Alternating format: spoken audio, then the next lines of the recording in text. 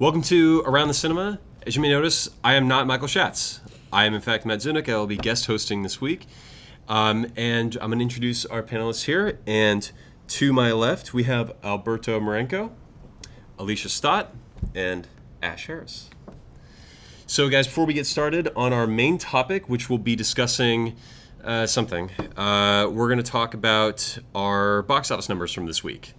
So, guys, we had a couple of openings this week. We had a little movie called The Last Witchhunter. Mm-hmm. We had Paranormal Activity, The Ghost Dimension.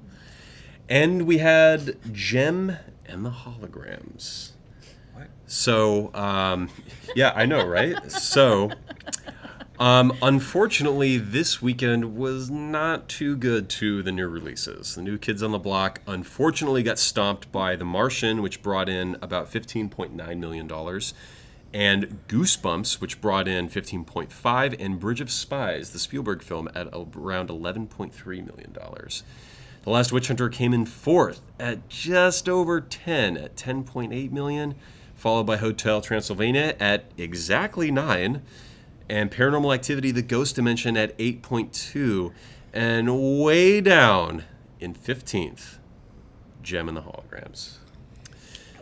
So what do we think about that? I mean, I actually know somebody who saw Jem and the Holograms. That must account for the whole profit of it. Yeah. So you were that one person. I was that one person. The audience is very much geared towards teen girls between 13 and 18. I mean, it's a very specific audience. So like the Twilight crowd. Yeah, very much. It's very girls finding themselves and, you know, dealing with family issues and money issues and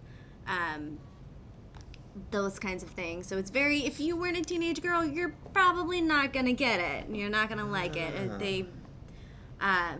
from what I understand, everybody who had been a fan of the cartoon show and very hating on it because it's not at all like they wanted. Fans of the 80s show are going to be disappointed, but maybe they'll find a new branch in young teenage girls. See, because that's what I wondered about. I wondered if they were going to be able to pull in like the nostalgia crowd a little bit, but they had a lot of elements from it, and they had quotes and stuff from the show and like different things that they tried to pull into it, but it was very much its own thing.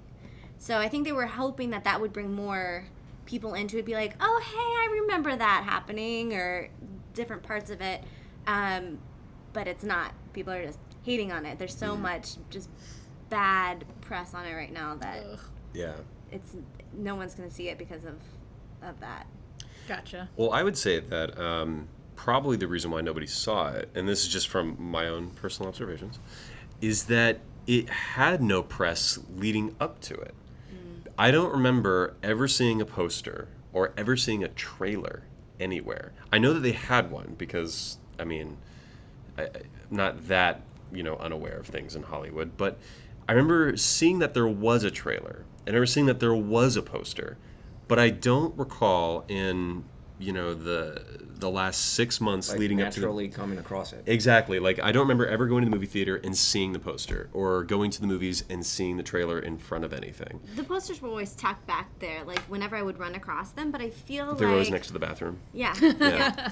But I feel like the trailers leading up to Jem and the Hologram were all kids movies, were all like those, like, and the the 20 that they put ahead of it was all like Cartoon Network stuff and all of that young. So I feel like the trailer put it in the movies of the demographic they were going right, for. So hence I feel you and I not seeing didn't it. see it. No. Right. No, and it wasn't even usually. I mean, even the most obscure movie will have a poster up in the subways in New York, and not a shred of anything Jem related I've seen in months. So. Yeah.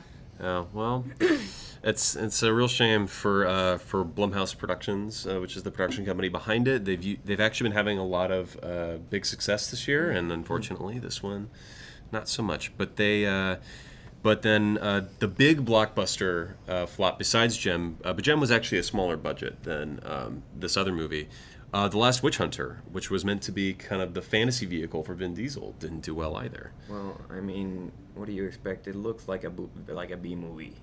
Absolutely. Yeah, it does. It feels like a B movie. It's got the name of a B movie. The only thing not B movie about it is Vin Diesel, and he can't pull a B movie out of B moviedom. Yeah, it did kind of seem like go see Vin Diesel without the Vin Diesel crew. That should have been straight to DVD. Yeah. Well, from what I heard, it was based on a Dungeons and Dragons character, which was also kind of like, you're not bringing in the crowds with this. I'm a big D&D guy, but that's not going to... Anyway. Okay. Well, I mean, besides Jem and the Holograms, did we see anything this weekend that we want to mention? May throw some props, too. Oh, that! Yeah. That... Well, I guess happened. that brings us to our main discussion of the night, which is, of course, the Star Wars The Force Awakens final trailer that we all saw on Sunday Night Football. Or was it Monday Night Football? Monday Night It was Football. Monday Night Football, where thousands of nerds had to watch sports. Although some nerds, like some of us, maybe watch sports in general, so we weren't that unhappy. But yeah, the Cowboys today. Anyway. The Niners lost, but what else is What are you new? gonna do? But I'm going to open up the floor. What do we think of the Star Wars The Force Awakens final trailer? Awesome. Awesome. Okay, we got one. Awesome. I was speechless. Speechless. I'm on the hype train, man. Hype train. I'm on the hype train. All right. Yeah, I am too. I thought it was pretty dang awesome. Mm-hmm. It was really cool. I loved how they used the like a slowed down version of the score, like toned down and in the background. Yeah. 'Cause it really connected to like the nostalgia. The thing almost made me want to cry. I love it. Some of us did cry, as just for a note there. But no, I agree with you, and I like that they took the actual score and they remixed it and kind of rearranged it to be a little bit more movie trailer-esque. And I thought the use of the Han and Leia love theme from Empire was beautifully touch. appropriate. Yes. Yes, really brought that together.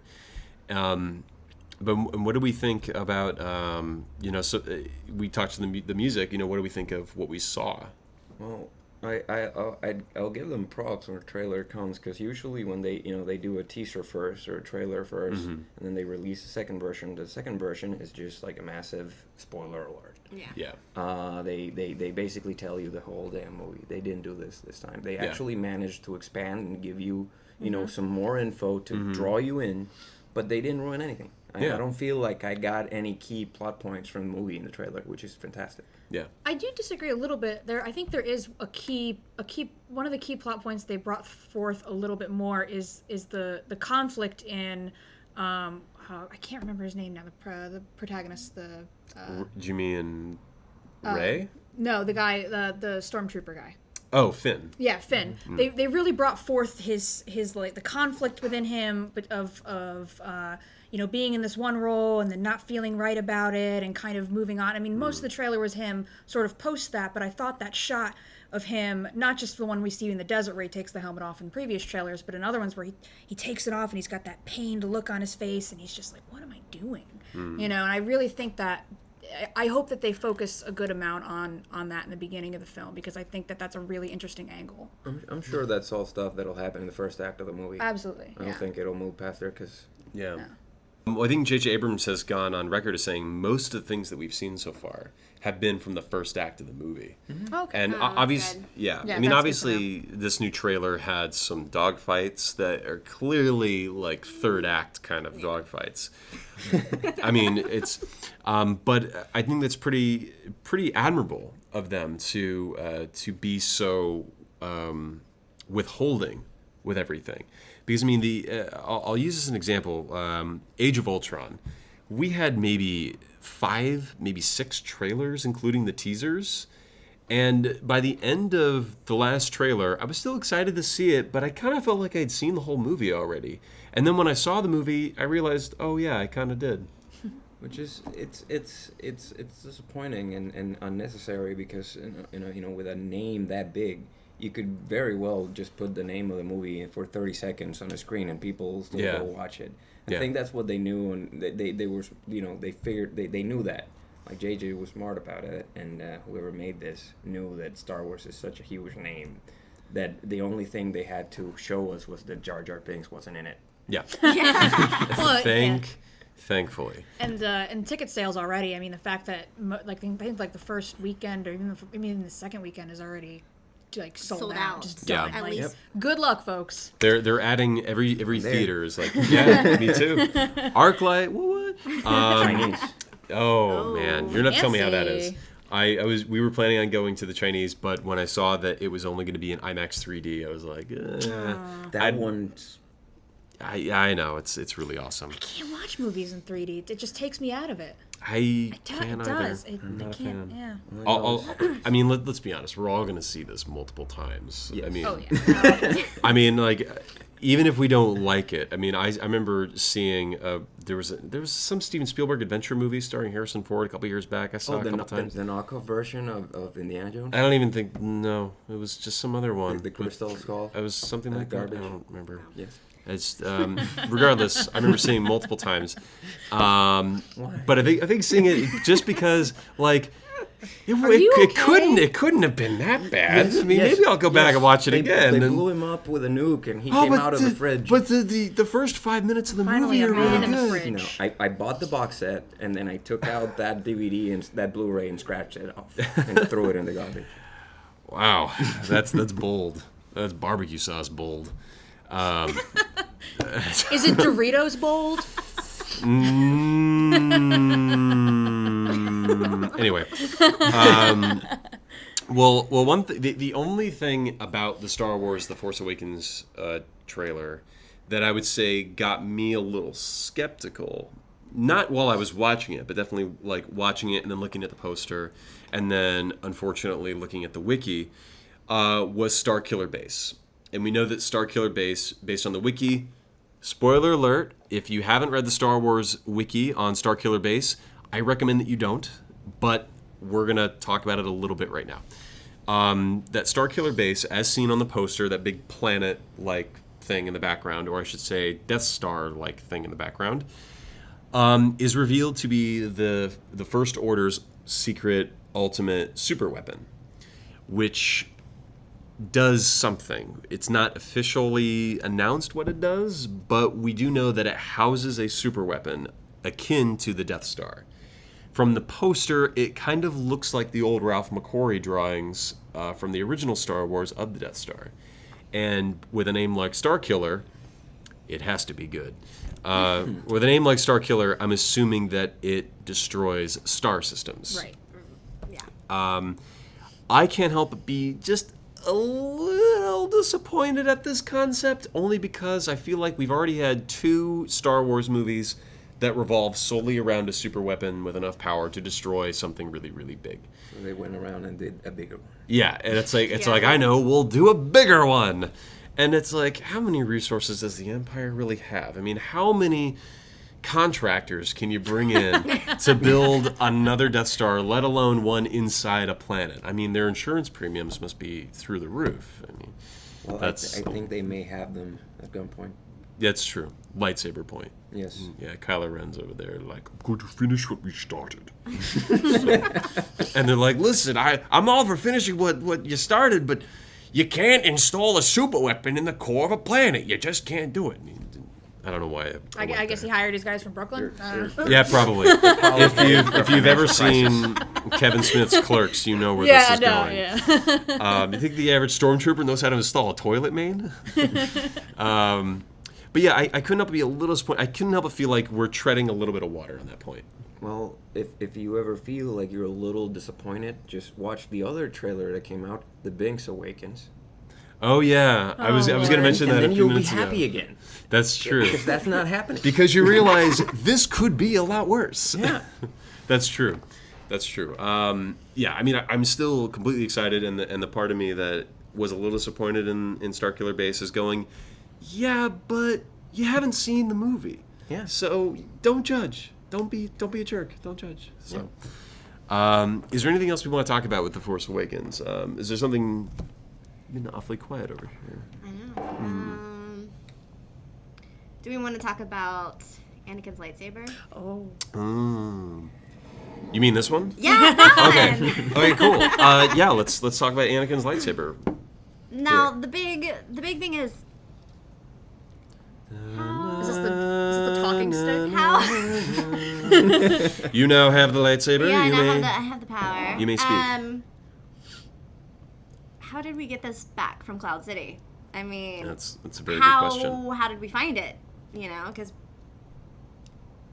it fell down the shaft. You know, before Luke fell down the shaft. So. I feel like, I mean, like, this is still a series where people have magical little particles in them that allows them to do all kinds of... No particles. You're not Crazy referring things. to I don't know what you're midichlorians, talking about. That's not. those What are you talking about? ridiculous. That's not a thing. The Force is magic. It's just magic. It's just okay? magic. It's magic. Things to explain Exactly. magic. So It's just a force People- that's in things. Yes, people can harness the Force. We don't need an explanation why. Communicate. Fair Or enough. how, rather. But still, then do we need an explanation for how we get the lightsaber back? Yes, Yes. Okay. The force. the Force. Yeah, told there we them go. where to I mean, this is a series that often kind of uses that sort of thing as a MacGuffin. So I mean, That's fair enough. I think that there's probably going to be something along those lines. They'll just throw it in there. We'll either be satisfied or not. But it's ultimately, I don't think, going to be a big point, too big a point in the movie. It's just going to be kind of like, yeah, got there. Okay, move on. Yeah. You know. Well, you know how in Jedi, when they're going to infiltrate the base on the moon, while they're on the transport ship, Luke's already like, I've endangered this mission, because he can feel the presence of Darth Vader from that far away. That's how powerful the Force is. If he can feel from that far away, from space to the planet, It's true. he can. Like, it's the ground set, the groundwork is there for him to be able to actually meditate enough to pull the lightsaber back. Yeah, fair enough. What I'm sort of I'm on the same fence too. Is like, wow, how did that get from here to there? I mean, it has been a little over 30 years since we last saw Anakin's lightsaber in Cloud City to where it ends up in The Force Awakens. My theory is that the Kyber crystal, which is the crystal embedded in the lightsaber, as explained from Star Wars Rebels and some of the expanded universe. That is actually in there. That is actually in there. Yes, that is actually in this thing. It's real, folks. It's real. I'm willing to bet that the Kyber crystals have a link with the Force the same way that the natural world is linked to the Force. And that through the years, the lightsaber was found in Cloud City by someone. It has been passed along from hand to hand over the decades. And the Lupito Nyong'o character, who I can't remember the name of, somehow gets a hold of it, but is drawn to it because of its presence within the Force. And she's probably a Force-capable character. Probably not a Jedi, probably not a Sith, but I think a character in tune with the Force naturally, sort of like Yoda in The Empire Strikes Back. You know, we don't really see Yoda besides levitating the X-wing. We don't really see Yoda doing a lot of Jedi things, but we know that he's very in tune with the Force. And so I'm willing to bet that her character comes across the lightsaber and is drawn to it because of its presence in the Force. And then I think that it's her hand that passes it to Princess Leia in the original, or not the original, but the second teaser that we saw with Luke's voiceover. And then Carrie Fisher hands it to Finn, and Finn goes and fights Kylo Ren, and stuff happens. So that's my theory. Probably wrong, most likely wrong, but who knows? I think that'd be kind of cool though. Which, by the way, if you guys haven't been watching Star Wars Rebels, I highly recommend it. The second season just started. It has Darth Vader in it a little, and Sarah Michelle Gellar is playing the new Inquisitor. Oh, cool. Mm-hmm. And her husband, Freddie Prinze Jr., is playing the main Jedi protagonist, or one of the main Jedi protagonists. And it's pretty cool little show. Okay. So yeah. So I think that's actually going to wrap it up for our Star Wars Force Awakens discussion. And I guess we'll all reconvene when the Star Wars The Force Awakens actually comes out. We'll see if our theories have paid off or not, and we'll see how the movie Actually does. Probably going to break all the box office records. So I think that day when we talk about box office, it'll be... So Star Wars came out. The end. So I think that's going to do it. Bye-bye. I stole that from Screen Junkies. I probably shouldn't do that.